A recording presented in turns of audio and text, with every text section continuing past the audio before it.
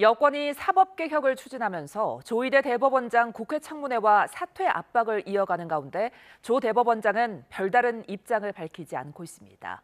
사법부 신뢰 위기가 커지는 상황에서 오늘 저녁 전국 법관 대표들이 여당이 추진하는 대법관 증원론 등을 놓고 토론을 벌입니다. 취재기자 연결합니다. 조성호 기자, 사법개혁을 둘러싸고 국회와 사법부 갈등이 점점 커지는군요. 네, 더불어민주당 주도로 국회 법제사법위원회에서 조희대 대법원장의 대선 개입 의혹 관련 긴급 현안 청문회를 오는 30일 열기로 하면서 국회와 사법부 사이 긴장감이 돌고 있습니다. 특히 여당 지도부를 중심으로 조 대법원장에 대한 거취 압박도 커지고 있는데요. 조 대법원장 오늘 오전 출근길에 취재진을 만났는데 청문회 출석 여부와 사법개혁 대응 방안 등을 묻는 말에 아무런 답을 하지 않았습니다. 직접 보시죠. 원장님, 국회 청문회에 출석하실 겁니까? 법원장 회의 이후에 사법개혁안 대응 방안은 어떻게 좀 마련하셨나요? 민주당은 대선을 앞두고 이재명 대통령의 공직선거법 위반 사건을 대법원 전원합의체 회부의 유죄 취지로 파기환송 판결한 것이 대선 개입이라고 주장하고 있습니다. 하지만 천대엽 법원 행정처장은 어제 국회에서 대법관 전원 의견을 확인해 이뤄진 절차라며 이례적이지 않다고 반박했습니다. 앞서 법사위는 지난 5월에도 민주당 주도로 같은 사안을 놓고 청문회를 진행했는데 당시엔 조 대법원장과 대법관 등 채택된 증인들 모두 불출석 사유서를 내고 나오지 않았습니다.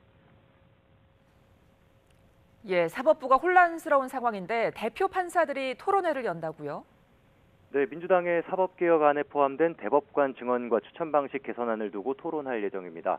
오후 7시부터 전국법관대표회의 재판제도분과위원회 주최로 대법원 회의실에서 상고심 제도 개선 토론회가 열립니다. 줌을 통해 온라인으로도 함께 진행됩니다. 법관대표회의는 각급 법원에서 선출된 대표 판사들로 구성된 회의체입니다. 사법행정이나 법관 독립과 관련해 의견을 표명하거나 건의하는 역할을 해왔습니다.